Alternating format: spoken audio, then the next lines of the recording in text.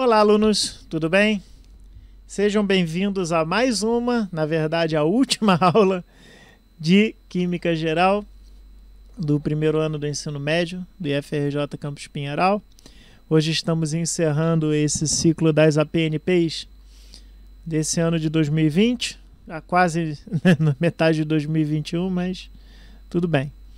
A gente tentou fazer o melhor que a gente pôde aqui, né? Queria agradecer antes de começar a aula os alunos e principalmente os feedbacks que a gente teve, tá? E essas aulas vão ficar aí, né, para sempre, para vocês poderem assistir quando precisarem. Ok? Então vamos encerrar aqui o capítulo 10, vamos falar hoje de reações químicas. A gente não vê todo o conteúdo, não temos tempo hábil para ver todo o conteúdo do primeiro ano, do livro, perdão. Parte desse conteúdo, né, a parte de estequiometria, vocês vão ver no ano que vem, no segundo ano, mas não tem problema. Tá? Eu acho que a gente já conseguiu consolidar bastante coisa aqui. E vimos, né, estudamos desde lá da atomística básica, do próton, do elétron, a composição do átomo, das propriedades, chegamos às ligações, às moléculas, funções químicas, que vimos nas duas últimas aulas, né, ácidos, hidróxidos, ou bases, né, óxidos e sais. E agora, encerrando, vamos ver um pouco sobre reações químicas, bem uma introdução mesmo. Tá? Vocês vão ver muito mais no ano que vem, várias reações de interesse. Enfim, então essa vai ser a nossa aula 18. Vamos estudar o capítulo 10, nós já vimos o 11, eu inverti, justamente porque eu acho mais interessante estudar primeiro as funções químicas e depois as reações em si. Todo o nosso conteúdo está no livro didático, recomendo, né, agora uma leitura, né, do que a gente estudou até hoje, né. Acho que é importante estar acompanhando o livro, ele tem os errinhos, um ou outro, sim, mas na sua grande maioria esmagadora é um livro bom, que tem conteúdos bem interessantes, ok? E vamos à nossa aula 18 de reações químicas. Reação química, gente, está acontecendo a todo momento, em todo lugar, em toda hora. Tá? Enquanto você está aí assistindo essa aula, você está tendo milhares de reações químicas no seu corpo, na sua volta, enfim. As reações químicas, elas nunca param, não existe momento, mesmo em repouso, você está tendo algum tipo de reação no seu organismo. A gente só para de ter reação quando a matéria para. A matéria parou, a gente chegou no zero absoluto, está tudo congelado de vez, né? Mas enfim.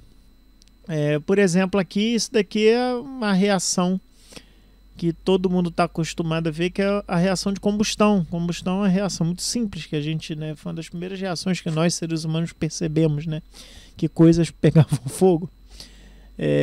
E hoje em dia a gente usa combustíveis, né, para gerar uma explosão dentro do motor. Essa explosão gera gases, como a gente pode ver aqui, e esses gases fazem mexer os pistões do motor, né, e fazem movimento, as rodas se movimentarem no seu veículo. Então a gente tem um combustível, supondo aqui que seja um carro a álcool, a gente tem o etanol aqui, essa é a fórmula dele, C2H6O ou C2H5OH, vocês vão ver melhor essas representações na química orgânica.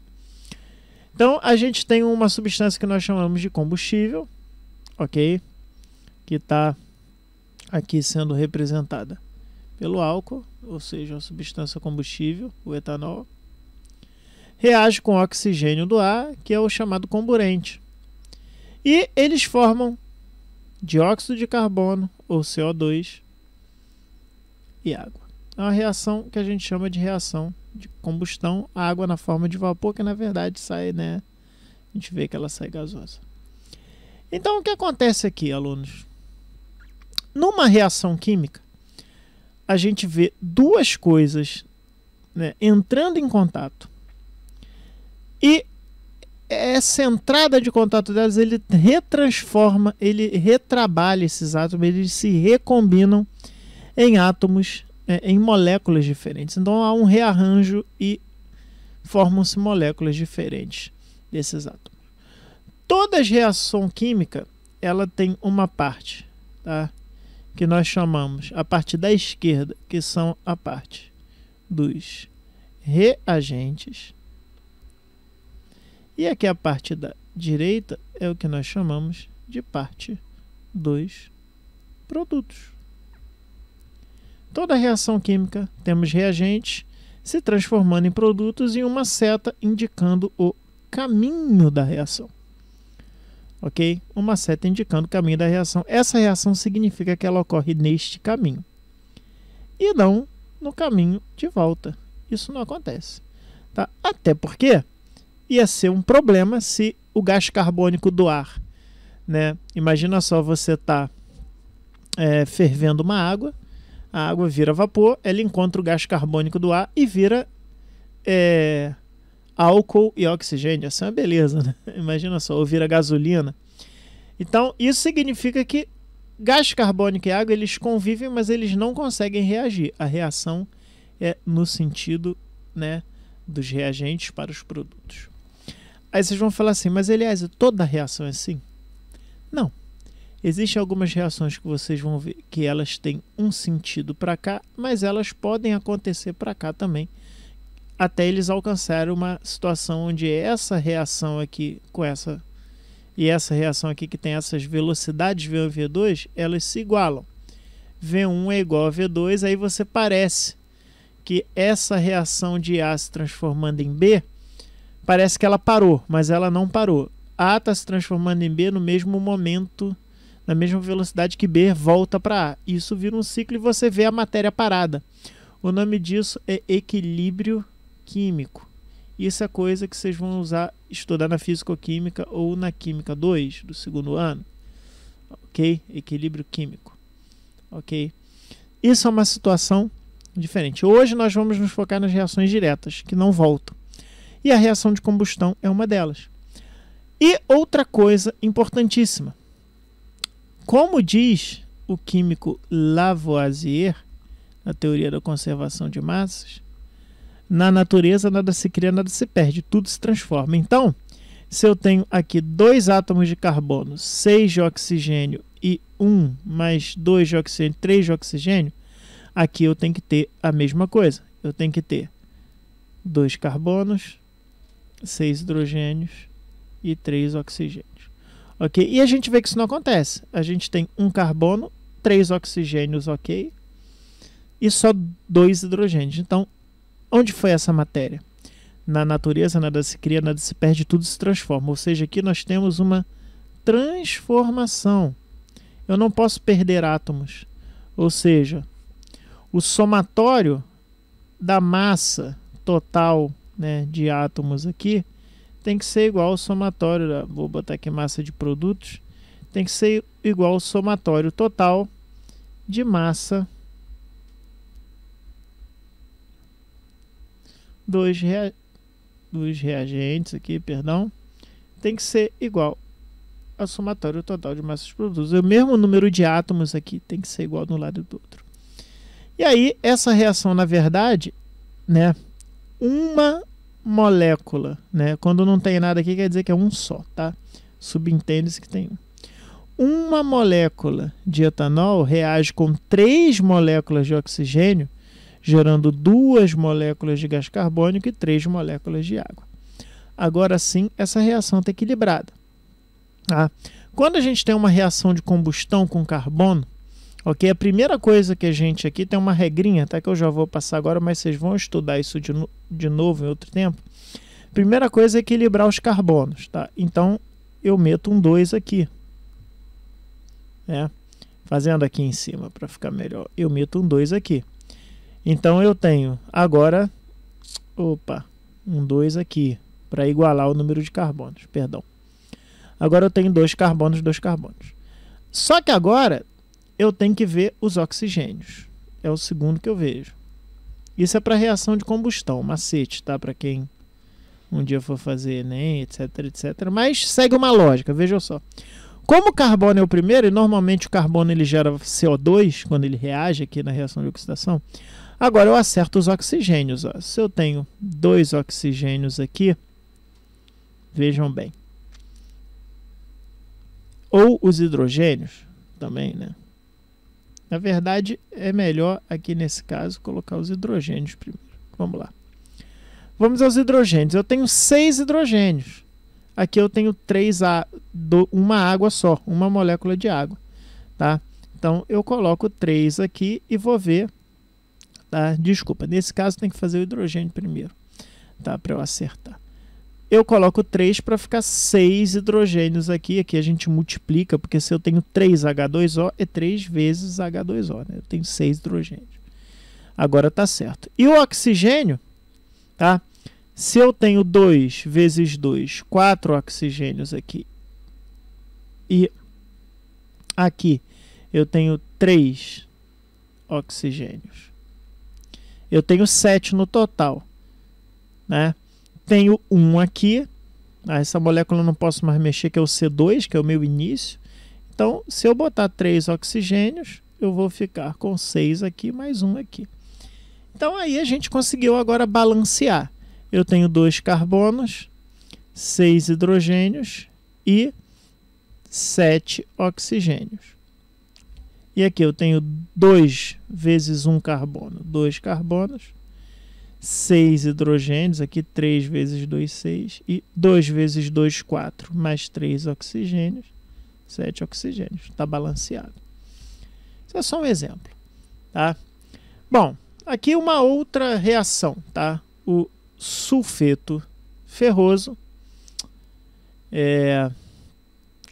sulfeto férrico aqui, reagindo com oxigênio, dando óxido férrico e dióxido de enxofre. Ok? Nota-se que há 3 átomos de ferro do lado direito da equação. Tá? Ah, logo eu vi que tinha alguma coisa errada. Espera aí. O NOx do ferro é 3 aqui. Então, faltou aqui. Ah, não, tá certo. Perdão. Ok.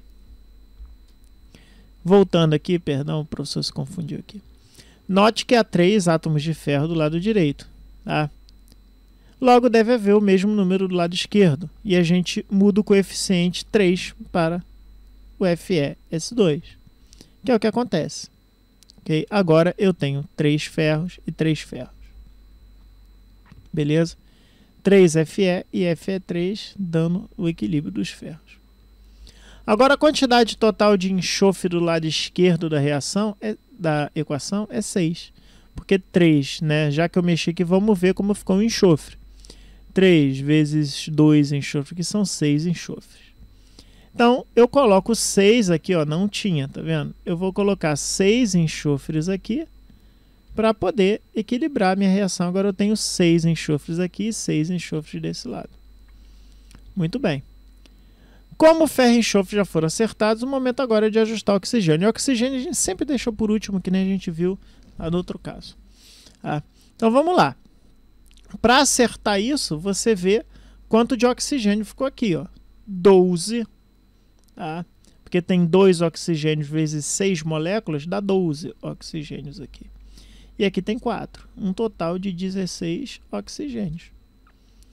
Então, se eu tenho 16 oxigênios, para acertar aqui, eu coloco 8 para ficar 16 oxigênios. Agora a minha equação está balanceada. Eu não posso perder matéria nas equações químicas, só rearrumá-las. Ok? Bom, então já sabemos que reações químicas têm reagentes em direção ao produto e que esses átomos se rearrumam em novas substâncias. Sempre tem novas substâncias sendo formadas numa reação química. Ok? E que elas têm que estar balanceadas. O mesmo número de átomos, né, ou massa dos reagentes tem que estar, né, também no final dos produtos. Então, isso daqui é uma reação, tá? Quando a gente coloca uma solução contendo prata na forma de cátion, encontrando uma outra solução que encontra com cloreto na forma de ânion. O que acontece aqui? Isso é uma equação tá? Onde há uma reação entre íons, tá? De precipitação. Uma reação de precipitação é quando eu formo um sal depositado. Isso é uma reação de precipitação, a gente chama esse sal de precipitado. Ok? Esse sal aqui que se formou. Então, aqui tínhamos uma solução, tá? De cloreto de sódio, ou seja, uma solução de sal de cozinha, água salgada aquoso, tá? E uma solução de nitrato de prata também aquosa. Veja bem, se ele está aquoso, significa que eu dissolvi isso em água. Então a gente sabe que isso vai virar Na+ e Cl-, que aqui nós temos um sal. É um íon que vai sofrer dissociação, tá? Então vai gerar um cátion e um ânion em água.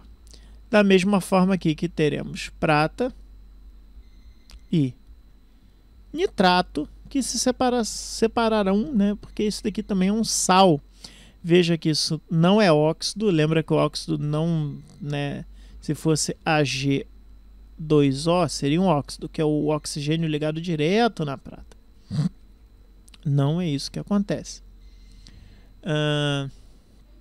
Isso daqui é um sal também, que veio do ácido nítrico, do HNO3. Que nem a gente viu, separou, gerou H+, gerou NO3-.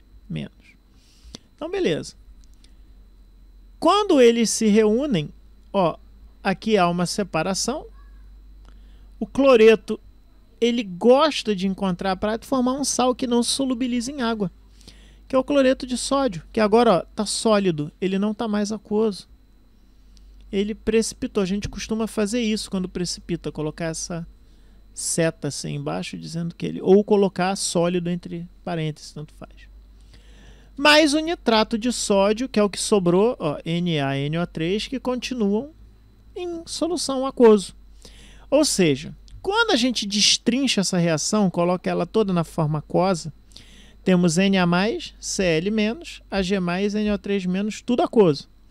Quando reage, ó, a setinha, eu gero o cloreto de prata, AgCl sólido, o NO3 e o Na+ vão ficar lá do mesmo jeito. Ou seja, o Na+, entrou o Na+, e saiu o Na+. O NO3- entrou o NO3- e saiu o NO3-. Já o cloreto de prata foi uma coisa nova que foi formada. O Ag+ reagiu com Cl-, gerando AgCl. Ok?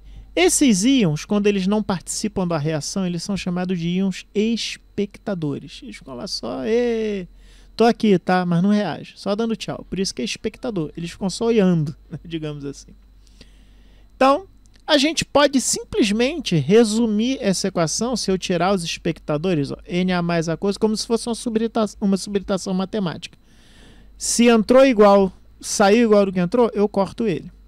Nitrato também é espectador. Só sobrou Cl- com Ag+, dando AgCl.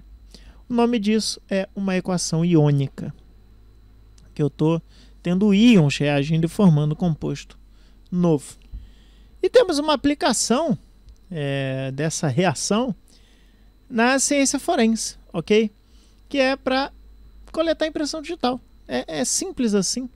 Porque o que acontece? Nós temos cloreto de sódio correndo no sangue, em concentrações pequenas, óbvio, né? Dependendo, né, da situação. Se você acabou de ir num churrasco, talvez tenha um pouco mais de cloreto de sódio no teu sangue, né? Dependendo de quanto você comeu, mas brincadeiras à parte, nossos líquidos corporais têm sódio e têm cloreto. Eles participam de algumas reações de troca iônica, principalmente neurológicas, nossa, enfim. Temos sódio e cloreto, então o nosso suor tem cloreto, tem sódio, né? O suor é meio salgadinho, que já reparou por causa disso, né? Então temos cloreto nos nossos líquidos corporais. A gente libera nas glândulas sudoríparas. O que acontece? Então quando a gente toca no lugar, né, por mais que a minha mão não está suada, mas você deposita um pouquinho de cloreto, tá? Onde você toca. E o que acontece? Esses íons cloreto, eles ficam ali, então você vem com um papelzinho, um filmezinho, você coloca ali, onde o cara pegou, né, por exemplo, na fechadura da porta e tal. Um papelzinho absorvente. Aquele papelzinho, ele absorve esses íons cloretos. Depois você trata, né, isso daí com nitrato de prata. aquoso, aquele papelzinho.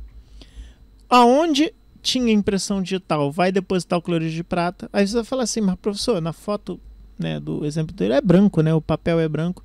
Não tem problema. O que acontece? Em contato com a luz, ele vai escurecendo e revelando, tá? Isso quando ele está lá nesse papelzinho especial. Então, com isso, no final a gente tem a formação daquele cloreto de prata ali, vai ficando escurinho, e você consegue ver o formato daquela digital. É uma aplicação que a gente tem aí, ok? Enfim.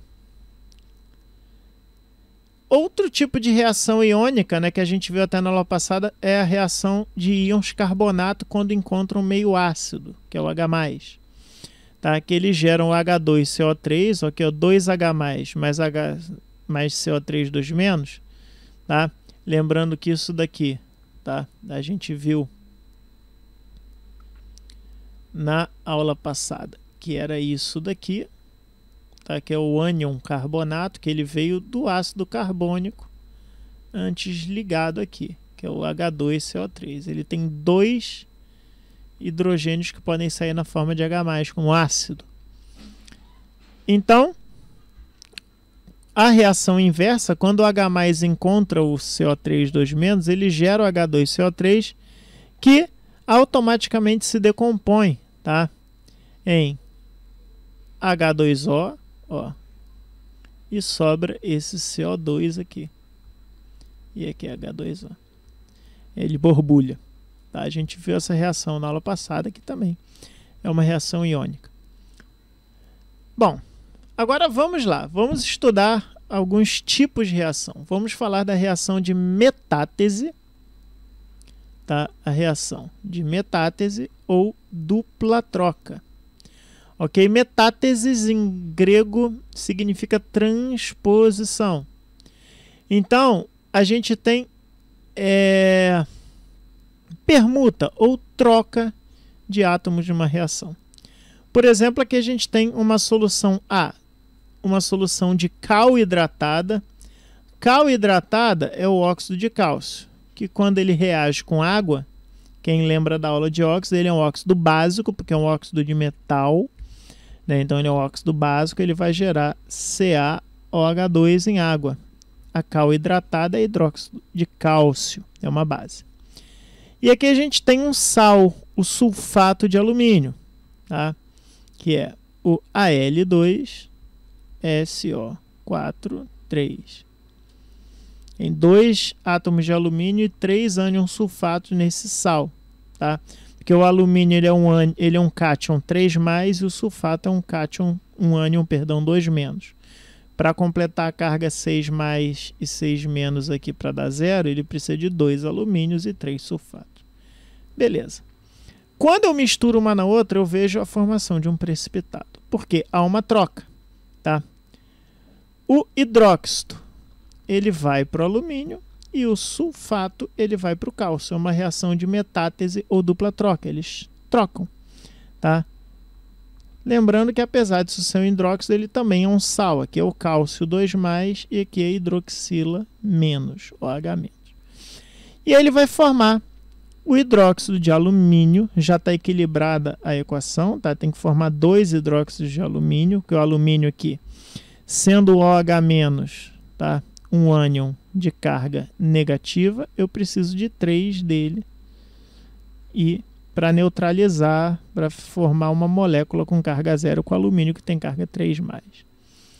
E 3 de sulfato de cálcio, ou seja, o sulfato foi para o cálcio e o alumínio foi para o hidróxido. E esses dois, na forma sólida, eles se misturam. Olha que interessante, formam o pó branco que precipita. Ok? Muito bem. Então, isso é uma reação de dupla troca. Outro tipo de reação é a reação de decomposição ou análise, tá? Que é o que acontece quando a gente esquenta carbonato de cálcio. O carbonato de cálcio ele vai se decompor quando aquecido, formando o óxido de cálcio, ou cal, e o CO2. Então, o carbonato de cálcio é outra reação que a gente viu também quando a gente falou da obtenção de alguns óxidos, tá? Ou de alguns carbonatos, né, que são sais derivados de carbono inorgânico. Quando eu tiver esse triângulozinho aqui numa reação, significa aquecimento. Eu estou aquecendo aquela minha substância. Então, eu pego o carbonato de cálcio e aqueço, vou gerar cal e CO2. Sendo que o CO2 é um gás, ele vai embora, só sobra a cal aqui. Aí uma forma de se obter cal, óxido de cálcio, é aquecendo o carbonato de cálcio, que, por exemplo, é marinho, né? Os carbonatos de cálcio marinho, quando eu aqueço ele gera óxido de cálcio. E aí, o agente que eu vou usar para decompor o meu composto, tá? Pode ser pirólise, que é o calor, triângulozinho que eu falei com vocês. Pode ser eletricidade, tá? Pirólise vem de piros, tá? Que é fogo em grego, tá?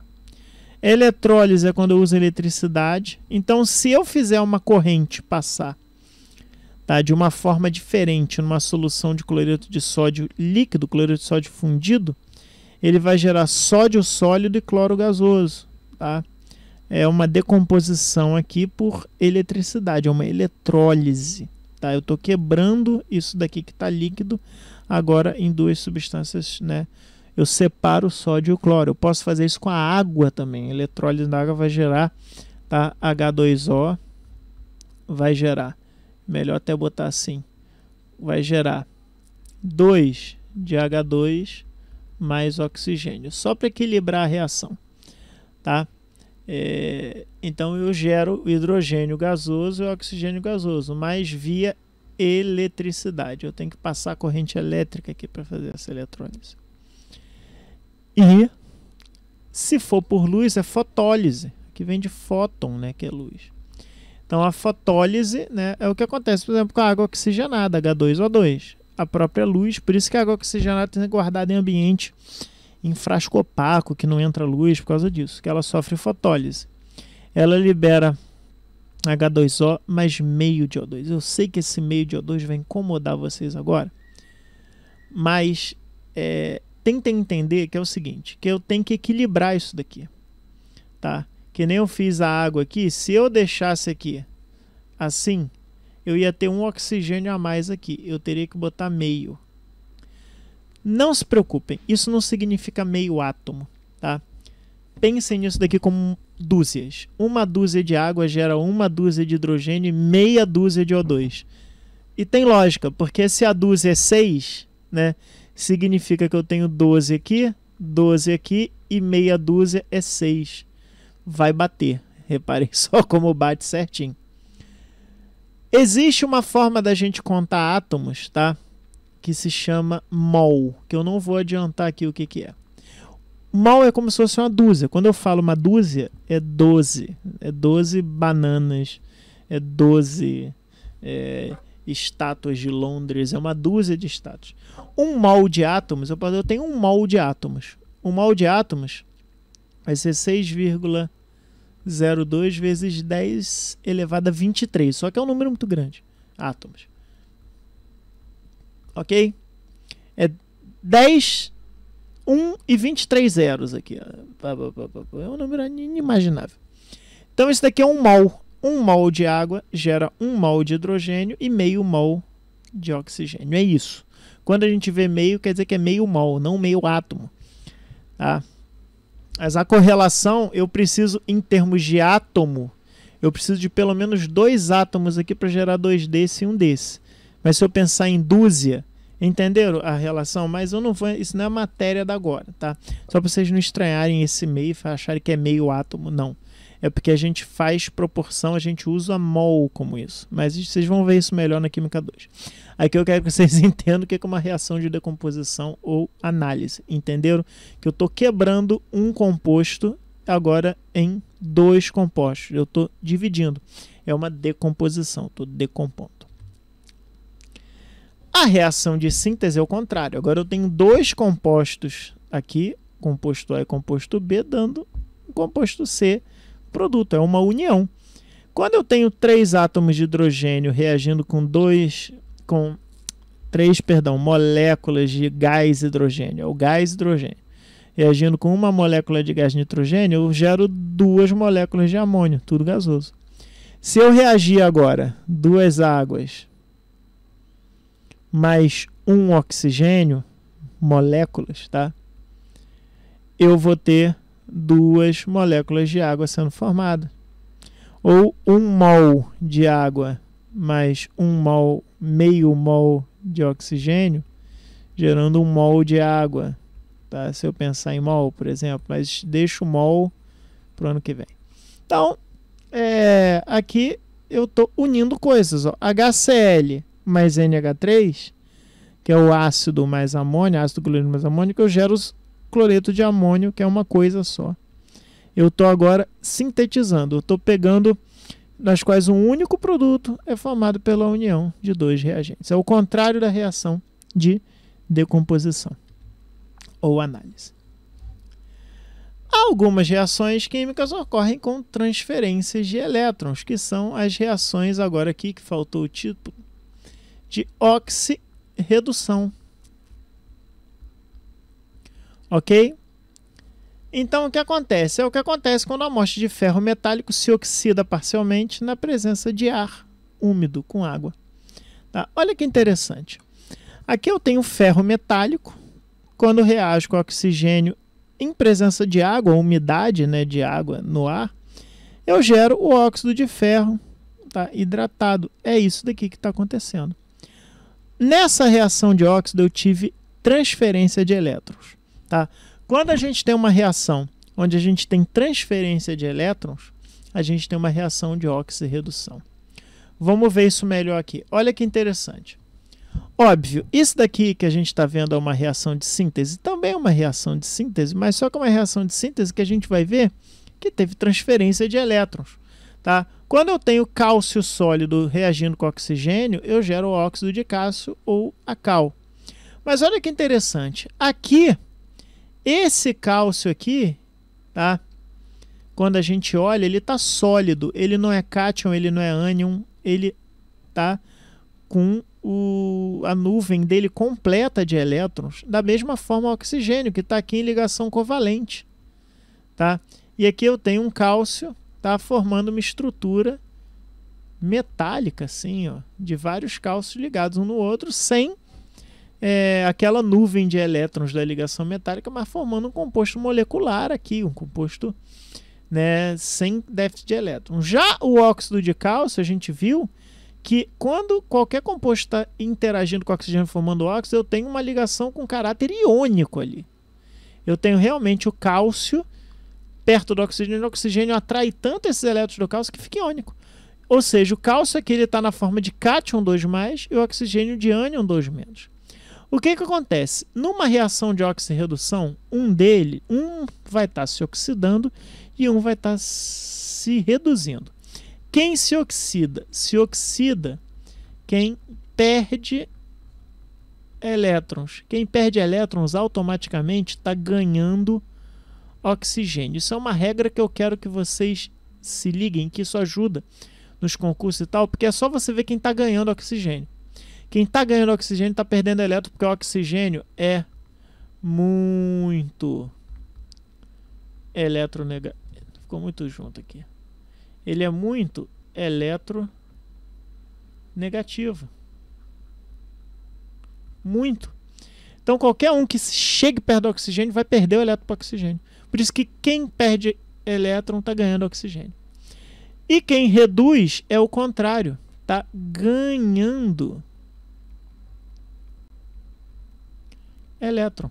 E normalmente é quem se une a hidrogênio uma reação. Quem está no hidrogênio está roubando elétron do hidrogênio, porque o hidrogênio gosta de dar elétron. Tá? Nesse caso aqui não tem hidrogênio, mas ó, o cálcio ficou perto do oxigênio, automaticamente entendam que o cálcio perdeu elétron. E ó, o cálcio perdeu 2 elétrons e doou ao oxigênio. Tá? Esse mais 2 menos 2.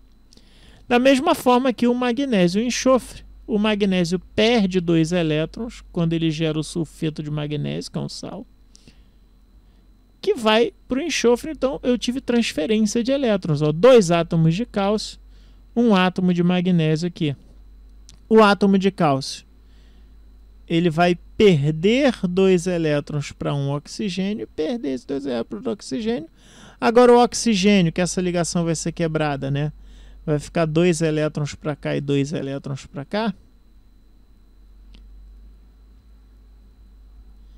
Ele vai ganhar mais 2 elétrons aqui, 2 elétrons aqui, e vão ficar com 2 elétrons a mais na forma de O2-, ok? Que são íons óxido.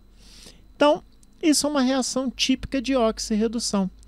E não é só com oxigênio, basta ter um composto muito eletronegativo e outro muito eletropositivo, tá? Por exemplo, isso é uma solução do nitrato de prata. O tal do HNO3, o mesmo que a gente usa para reagir com cloreto, é uma solução de íons prata, tá? Lembrando que isso daqui é íon prata a mais e íon nitrato. Se eu colocar, tá, um pedacinho de cobre nele, tá? Olha o que vai acontecer. Com o tempo vai começar a depositar um sólido nele. O que será isso? Olha que interessante. O cobre, tá? Ele vai perder elétrons, ele vai doar elétrons, ok? E a prata vai receber esses elétrons, a prata que ele está mais, ela vai virar prata zero. Sempre quando o composto é sólido, tá? Ele está na forma zero dele, não é cátion nem ânion, ele está puro, não tem diferença de eletronegatividade ali. Então ele foi do mais ao zero, ele ganhou um elétron, tá? E o cobre foi do 0 ao 2+, ele perdeu 2 elétrons. Por isso que gera 2 pratas aqui, porque eu preciso de 2 moléculas de prata aqui. Tá? Agora, é interessante, porque se eu fizer o contrário, se eu trocar aqui por prata e colocar cobre 2+ aqui, não dá reação. Se eu colocar a prata sólida com cobre, não dá reação. Essa reação ocorre também em um sentido. E isso vocês vão estudar na eletroquímica, que também é tópico da Química 2. Não vou entrar aqui. Aqui basta vocês entenderem que reação de oxirredução tem transferência de elétrons. Ok? Alguns metais, quando reagem com ácido, a gente também vê reação de transferência de elétrons. Vejam só. Aqui, HCl. Na verdade, lembrem-se que o HCl aqui, na verdade, ele vira H+. Ele vira H+ e Cl-. Quando eu pego magnésio metálico e reajo com ácido, eu vou gerar, ó, cloreto de magnésio. Agora, se eu formo sal cloreto de magnésio, o magnésio vai para 2+, porque aqui cada cloreto é menos. Então, para ficar 2- aqui, o meu magnésio é 2+, e ele é da família 2, ele gera cátions 2+. Tá? Então, ele passou de 0, sólido, ou seja, 0, né? O número de oxidação, a gente chama isso de número de oxidação. Ele passa para 2+, ou seja, ele perdeu 2 elétrons, porque esse é um cátion. Tá? Agora, o hidrogênio, que está na forma de H+, ele passa para 0, que é o hidrogênio gasoso. Tá? HH não tem diferença de eletronegatividade, né? Que é 0. Ou seja, se ele passou de mais para 0, ele se reduziu. Ou seja, onde ocorre a oxidação, como eu falei, quem perde elétron. É que aqui, ó, veja que interessante, não tem ganho de oxigênio ou ganho de hidrogênio, isso é bem interessante. Tá? Mas pelo fluxo de elétrons você mata. O magnésio, tá, vai se transformar no cátion magnésio 2+, mais 2 elétrons. E esses 2 elétrons vão para onde? Eles vão para cá. Para pegar esses 2 H+ com esses 2 elétrons e virar hidrogênio. E aí eu libero o gás hidrogênio, ele faz uma borbulha. Tá? Ele começa a borbulhar e comer esse ácido. A gente vê, comer essa barra de magnésio. Ela vai sumindo, porque ela vai virando cloreto de magnésio que vai ficar em solução. Então, uma reação que ocorre, né, com ácido. E a reação entre ácidos e hidróxidos é uma reação especial que a gente viu, que é a reação de neutralização, formando água, que é uma reação que a gente já viu na aula passada, quando temos um ácido e uma base. O ácido tem H+, a base tem OH-, que gera água, para dar o pH neutro 7. Bom, pessoal, então encerramos aqui o nosso curso de Química Geral. Queria agradecer vocês mais uma vez pela atenção, por esse tempo juntos. Espero que esse material seja proveitoso para vocês. Ele vai ficar disponível online para sempre, tá? Para vocês poderem consultar. Não, para sempre não, que uma hora o que eu vou falar que vai estar desatualizado eu vou ter que apagar e fazer de novo. Mas eu espero que até lá, né? Aliás, eu espero não, com certeza até lá já voltamos às aulas presenciais, vocês já vão estar em outra época da vida de vocês. Enfim, sejam felizes, vocês façam as atividades aí até a primeira semana ou segunda semana de junho. Eu estou gravando essa aula bem cedo, né? Então não sei como é que vai estar a situação. E não se preocupem, tá? Estou aqui à disposição que vocês precisarem. Quem tiver dúvida pode chamar, tá? E espero que nos vejamos agora pessoalmente, ok? Então, um grande abraço, até a próxima e tchau, tchau, pessoal.